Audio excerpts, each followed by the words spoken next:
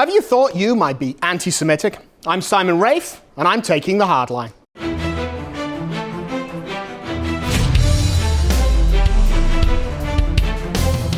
Welcome back to Hardline, the show where I upset your apple cart and probably tell you you shouldn't even have had apples in the first place. I'm your host, Simon Rafe, and I'll be talking with Joe Enders, my producer, later on. And in addition, we'll be joined by Nick Wiley, one of our producers here, with the latest on a document from the USCCB. But for now, the Jews. Is it possible you hate Jews? I don't mean that in some gotcha sense. I mean it quite honestly and genuinely, using the plain meaning of the words.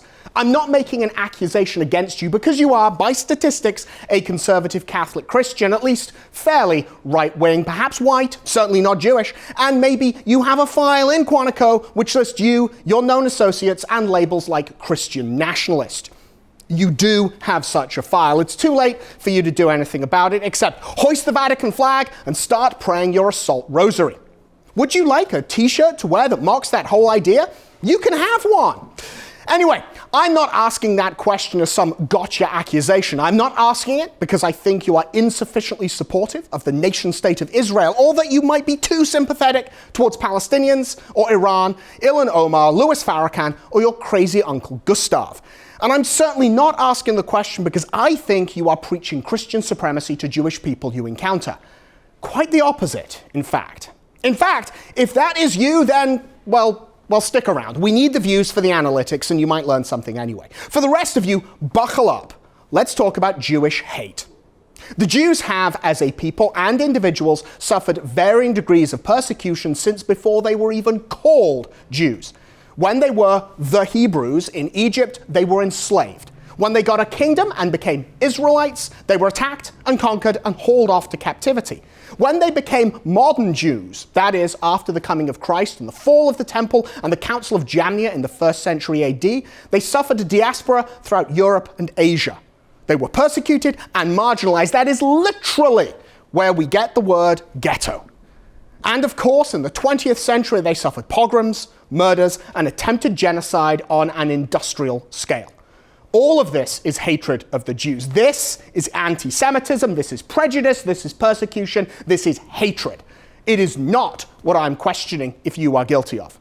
This is a brutal, obvious, dehumanizing hatred of bloody destruction and monstrous violence. None of us would be so stupid, so ill-formed in our Catholicism to give in to that kind of behavior. We would see it as wrong. We would never do it. But are we guilty of hatred of the Jews nevertheless? Are we guilty of a more subtle form of hatred? A hatred that is so cleverly presented to us by Satan that we think it comes from a place of love? Are we guilty of a hatred of acceptance, tolerance, and silence? What is love? Baby, don't hurt me no more. That is an old joke, but it's also a terrible definition of love. At best, that is a definition of indifference. At worst, it's a definition of a sort of Stockholm syndrome. Don't hurt me no more. That's a problem for two reasons. First, it's a double negative, and our copy edit team, led by Dave Gordon, is having a seizure right now because I used it. But second, and more importantly and less comedically, secondly, that is saying love is merely stopping doing something bad. It is a negative, a lack of something, rather than a positive, that is actively doing something. Our love must be an action. It's not feeling, it's not an emotion, it's not warm fuzzies and hearts pounding and sighs. That is a crush, and it is a perfectly fine place to start when you find yourself staring into the pretty and heavily cold eyes of the bohemian chick in your philosophy class. But if you wish to turn the miss into a missus and then into a mom, you've got to start loving her. Love is a thing you do, an act of the will, a conscious decision. It is ultimately wanting the best for the beloved. And best doesn't mean what they want. It doesn't mean allowing them to continue in error. It doesn't mean standing by and letting them hurt themselves anymore. Be happy now, Dave. And hatred is the absence of love. Yes, it can be the presence of actual, deliberate malice and cruelty, but it also can just be a passive thing.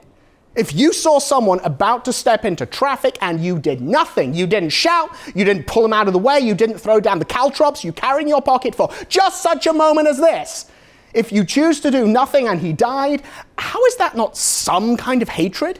You had the ability to help, and it was pretty easy. Caltrops are cheap after all. You could have helped and you didn't. You chose not to. Choosing is an action all on its own. Now do you see why we might be guilty of hating Jews? There is no name by which a man can be saved other than Jesus Christ. There is no salvation outside the Catholic Church. Certainly, there is no salvation without Christ. And Christ first came and preached to the Jews. He himself preached exclusively to the Jews. He even says he has come to do that specifically and not preach to the Gentiles. He leaves it up to his church, the apostles, and particularly St. Paul, but the whole church, really. He commissions the church with the Great Commission. The clue is in the name. He commissions us to preach the gospel to all nations. But Christ first preached to the Jews, and he never told us not to preach to the Jews. Plenty of Jews, of course, converted. His first followers were Jews, and the church converted many Jews. On Pentecost, when the fire fell, 3,000 were added to their number. Those people were Jews in the city for the feast day. And there were more and more Jews who came to become followers of Christ over the weeks and months and years and even centuries later. But there were also Jews who explicitly, and this is kind of important, Jews who explicitly rejected Christ. At the Council of Jamnia, after the destruction of the temple, a bunch of Jewish intellectuals got together and brainstormed about what to do.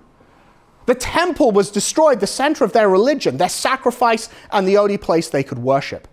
Christ had offered a new way, the new and authentic, perfect worship, the offering of God to God in the Eucharist. Christ had offered a new way, but they rejected it. The Jewish intellectuals created a new religion, a religious focused on the Mosaic purity laws and a rejection of Christ as the Messiah and abandoning sacrifice. Now do you see why you might hate Jews? I don't ask why you might hate Jews. I'm not saying you might hate Jews because they rejected Christ. That would be dumb and awful. You shouldn't hate anyone, and doing it because their forefathers made a dumb decision they've never got around to fixing is just about the most stupid thing I've ever heard. I'm asking how you might hate Jews. How might your hate manifest? Well, it manifests in silence, in tolerance, in letting them continue in their error. You don't hate them because they rejected Christ, but if you don't try to get them to accept Christ, then you are in fact showing hatred, a hatred of indifference, of tolerance, of silence. There is no name by which a man will be saved but Jesus Christ, and many of the Jews reject him. They rejected him at Jamnia, formally, officially, explicitly. Those Jews rejected him then, and many Jews since then have rejected him, or at the very least not accepted him.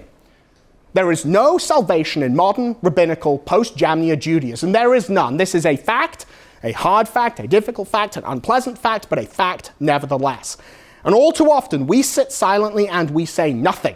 We don't evangelize Jews we might encounter. Even worse, we act as if, or maybe we even believe, we act as if there is salvation in the Jewish faith, as if there are two covenants, one for Jews and one for everyone else. We ignore the fact, maybe through ignorance, but perhaps through embarrassment or timidity, that Christ preached to the Jews and the Jews were added to their number. The language is imprecise, but Jews converted to Christianity in order that they might be saved. They accepted their Messiah and they followed his commandments. All too often, it is obvious why we stay silent, why we act as if Jews don't need to convert. We are modern men and women living in the shadow of industrialized killing horrors waged against the Jews. We know their sufferings, and we think, just leave them alone, let them be. They've had a horrible history, and so why should we persecute them more? We shouldn't persecute them more, but evangelization, bringing someone the good news of the gospel, is the furthest from persecution you can possibly get, and is a pernicious and deadly lie to act as if it is. And of course, this doesn't just apply to Jews. We apply it almost identically to Protestants. Well, they believe in Christ, we say, and that's the most important thing. We shouldn't try to evangelize them. We should focus on working with them, trying to do good with them. Setting aside, this is the exemplar of one of my bugbears, the instrumentalization of our separated brethren. It is a terrible failure of evangelization and the very definition of hatred through indifference.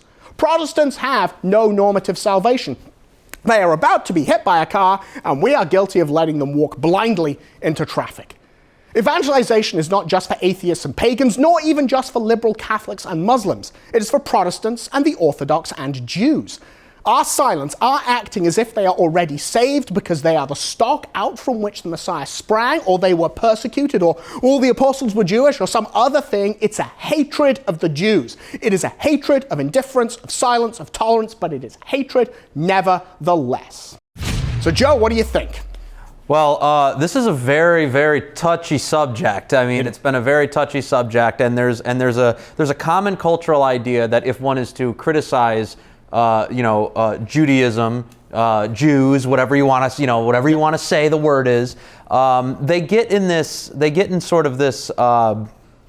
this area where they think that means that they're immune from criticism, right? Yeah. You can't say anything about this because of, the things that happened 80 years ago, 80, 90 years ago. These are the types of things. We talk about the Holocaust, we talk about Nazism, we talk about Kristallnacht, all the persecutions that have happened of Jewish people throughout Europe. But, we also have to look at it from a bigger perspective. And the bigger perspective is, do we actually care or love about Jewish people if we're not willing to share the gospel of Jesus Christ with them? And that's what you really tried to hammer through. No, it is. And I think look, it's all of this has to be a discussion about Judaism and not individual Jews, or even Jews as a people, or Protestantism and not Protestants as a group of people. Well, I want to add something. Orthodoxism and what have you. There's a lot of confusion on what a Jew even is. So, I mean, there's many different types of Jews. There's secular Jews. There's people who think Jew is an ethnicity. There's people that think it's a culture. There's people that practice Orthodox Judaism. And you have all these different compounding factors put together to make this one word Jew. Yeah. So nobody even knows what a Jew is. Yeah. So when you say I am against Judaism, I am anti-modern Judaism. After the temple was destroyed, the New Testament began. You must become Christian. Blah blah blah. All the stuff that you were saying in this hard line, you enter this position where you have to stand firm. You have to stand firm and tell them what the truth is, and that the religion itself is wrong, but they'll take it as it's an attack on like somebody's ethnicity or their culture, and it's not. We're talking about theology here. Yeah, and I think, again, this is a wider issue than just Jews and Judaism. That the moment you come and you say to somebody, your religious practice, or your absence of religious practice in the case of atheists or people who are just culturally Jewish or culturally Catholic or what have you, your religious practice or the absence thereof does not bring you salvation. And obviously the additional thing to that is that absent something that brings you salvation, you will be damned. The moment you say you are normatively damned, you were born damned, and you've not participated in a religion that grants you salvation, a lot of people will take that as a personal attack, and I don't know how to get around that problem, except to say to people, look, this isn't personal attack. I'm not saying you deserve damnation any more than anyone else. I'm not saying that you are damned because of who you are. Well, it's you lack salvation because you haven't done this thing. And that's a very important thing to say to the Jews. And a lot of the times Catholics, the wider Christian community, just isn't saying that to Judaism. There is this kind of idea of like dual covenant theology, or we shouldn't say it because they've had a horrible time. That's a myth. It needs to be dispelled. It's not true. If Jews just following, the old covenant, which they can't even do, by the way, because the temple was destroyed. They have no sacrifice. They have no priesthood. They have none of the things that were required in order to practice the religion as God commanded them to in the Old Testament. So that's all gone. But you need to dispel this myth that there are. You look at the Talmud, for example. There's several examples of them talking about Jesus being in hell. There's parts of there talking about the Blessed Mother in bad ways. It's just bad theology, and arguably, if it's blasphemous, it's demonic theology. And that's why Jews, we plead with you, please let go of the demonic theology. Come to Christ's church. Christ loves you just like he loves Gentiles, just like he loves everybody else on earth. Yeah. And that's what needs to be hammered home, is that Jews are loved, and that we love Jews, and Catholics love Jews. We want them in the church. Abandon the demonic theology. Yeah, very true. I mean, obviously, that you have this phenomenon of the Talmud. I think a lot of individual Jews are really, in many ways, quite ignorant of what is actually within this, religious text of theirs, because obviously they have the what we call the Old Testament, the Jewish scriptures, and then there is the Talmud that's kind of this additional body of work. And I think a lot of Jews are really quite ignorant of it. Again, obviously, it's terrible, it's blasphemous, it's wrong to be saying that Jesus is in hell, to be speaking ill of the Blessed Mother. But to be perfectly honest with you, I would kind of welcome that sort of discussion with a Jewish person, because it's like both of us are saying at that point, you're wrong. He's saying I'm wrong, I'm saying he's wrong. Okay, now we can actually sit down and have a discussion. Joe, thank you so much for joining me. As always, this show was freely available to all, but it is the last episode of Hardline that will be available for free. Starting next week, Hardline and Forward Boldly and the Michael Voris Show, they are all going to be going premium. You will need a premium subscription to see me talk about things, about how you're doing stuff wrong. Maybe that's a bad sales point. You will need a premium subscription to see Christine Niles offer encouraging thoughts and Michael Voris' brilliance. That's better. You will need the premium subscription, so please sign up for a premium subscription. Both support our work here and get yourself access to all of these great shows. And now, of course, we have our wonderful segment, Gentleman's Chat, but it's not Jules this week, no. We're being joined by Nick Wiley, one of our producers here, and he's got a great subject to talk about.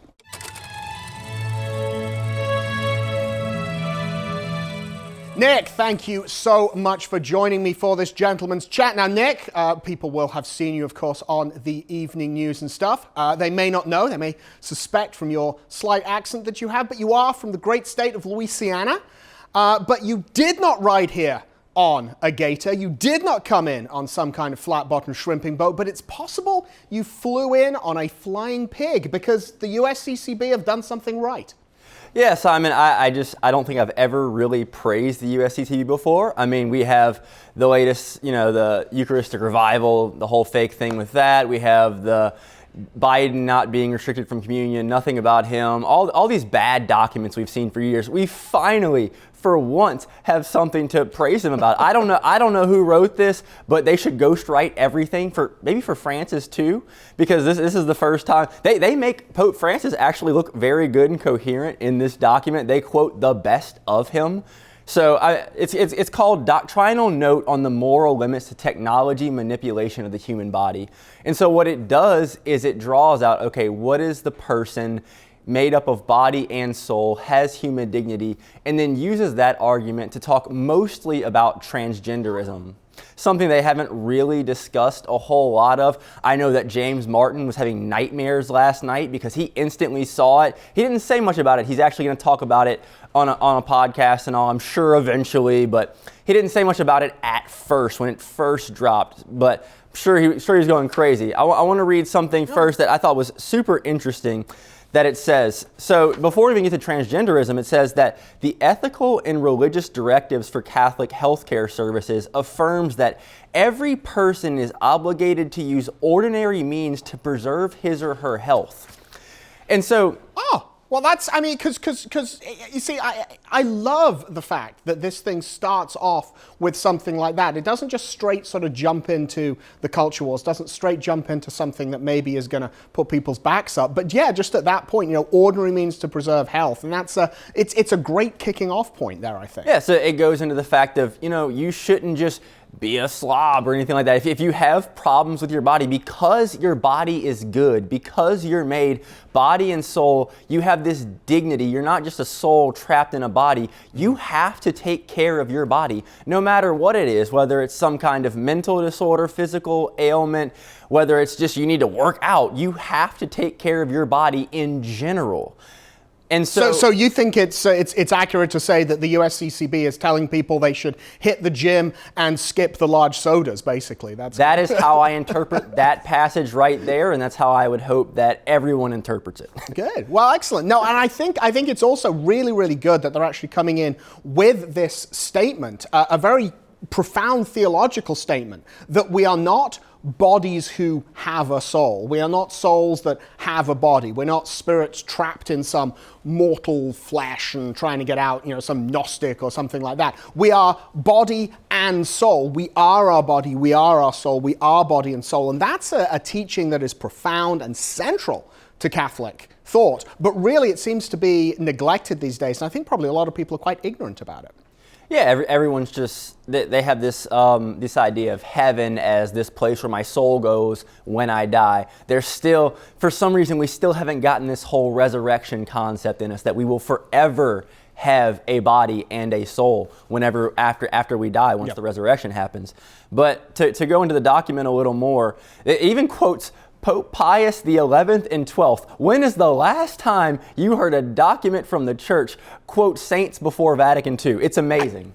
Yeah, I can't, certainly in this pontificate, it's hard to remember.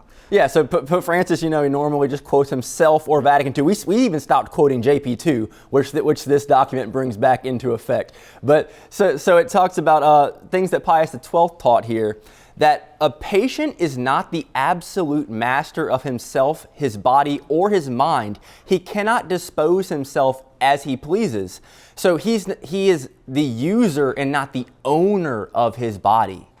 He uses the body that God gave him for whatever reasons that God has for him in his will and his life, whatever is supposed to make him a saint. So he's the user of his body, not the complete owner of it. He does not have an unlimited power to effect acts of destruction or of mutilation of any kind that is anatomical or functional, the Pope says. So that's what Pius XII is saying that they're stating in this document. What do you think about that, Simon? Yeah, no, I was going to say, obviously that, again, see, this is kind of this wonderful teaching that the church seems to have, certainly failed to convey to Catholics, because Catholics don't really get it. So when you have this situation of saying, essentially, your body is not yours to do with whatever you wish, that you don't get to engage in mutilations, you don't get to sterilize yourself, you don't get, as a young woman, she would have her breast cut off so that she could transition into a man, or a man, castrates himself so that he can transition into a woman. Those are those statements there. But also, we do see, not a lot, but we do see cases of people wishing to mutilate themselves because they have some sort of mental illness or some such, and rather than being given some help for their mental illness, they effectively disable themselves, they mutilate themselves so that their bodies more conform to this distorted vision that they have. And again, obviously, Pius is saying this, and it's something that we've kind of lost. We've sort of got this idea of, well, I'm the patient, I'm in charge, I'm going to tell you doctors what to do, and if you doctor won't do it, well, I will, sue you and cancel you, etc., and I'll just go to the next hospital along and I will find some Mengele with a scalpel and no ethics, and he will carve me up. And yeah, I think it's very good that they've published this. Yeah, so here's what Pope Francis said that really ties in all this. This is a quote from the Pope. This is actually kind of beautiful. So Pope Francis talks about the acceptance of our bodies as God's gift is vital for welcoming and accepting the entire world as a gift from the Father in our common home, whereas thinking that we enjoy absolute power over our bodies turns often subtly into thinking that we enjoy absolute power over creation. It's actually really good. That's from Pope Francis. Yeah. So you have to be, if you can't first accept your body and who you are, the way God created you, there's no way that you can accept the beautiful world that He has given us, all the great things that He wants us to use and to build up His kingdom with. You can't use those properly. You can't do, that's why we build ugly buildings. That's why we have all these terrible things that we're doing in the world, because we can't even accept who we are, who God has created us to be. So how the heck are we going to create beautiful things? How are we going to build up His kingdom in any meaningful way if we can't first start with just accepting the fact that we're a man or a woman? Yes. And I think as well, it's very profound there where Francis says that if we won't accept ourselves and we're going to make changes to ourselves, it teaches us this idea that we are complete masters of all creation. So at what point, if we're going to say, well, we can carve ourselves up and change how we are and hormone therapy, etc., we do it to ourselves. Well, okay, can we do that to others?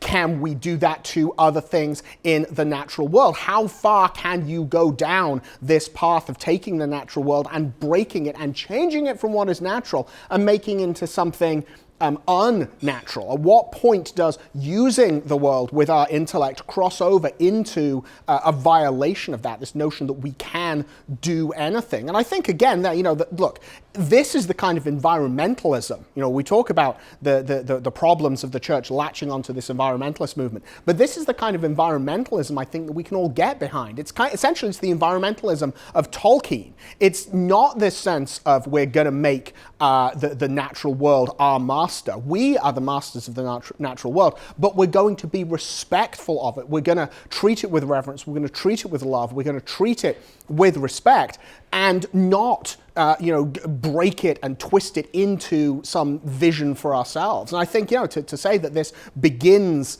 with transgenderism, and that's kind of the wedge issue, I think that's very profound.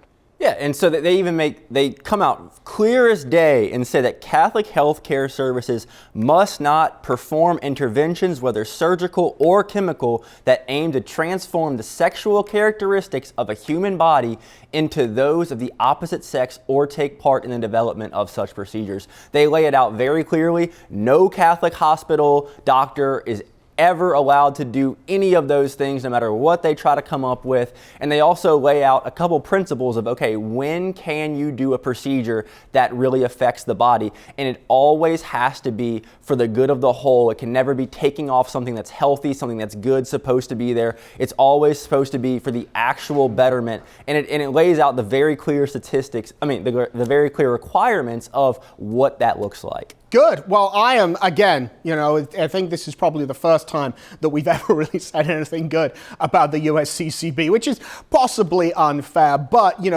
in general, the USCCB as a body just does not have a good track record for these kind of things. I think this is a very wonderful, powerful statement. Obviously, a lot more to be said on this document. We would encourage people to read it themselves. I just have to wonder, though, recently, probably this document was written a while ago, takes a while to publish, be copy edited, go through and so forth. But I just got to wonder, it was, like a week ago or something, that President Biden came out and said, not doing transgender surgeries, transgender treatments. Sinful. Not doing, it's sinful. Sinful. And so now it's like, okay, so, your church disagrees with you, Joe. That means you're wrong. All right, Nick, thank you so much for joining us for this gentleman's chat. We will probably have you on in the weeks coming. But for now, thank you so much for being here. Thanks, Simon. God bless. Wonderful conversation there with Nick. Always has something very good to say. Very insightful, clever young man. I like Nick a lot. And of course, think about what I said today in the Hardline. Are you, as a Catholic, are you guilty of a hatred of Jews? Not some active, monstrous, diabolical hatred of that sort, but are you guilty of a hatred of silence, of tolerance, of indifference? The antidote to hatred is love, and there is nothing more loving than evangelization. I'm Simon Rafe, and I've taken the Hardline.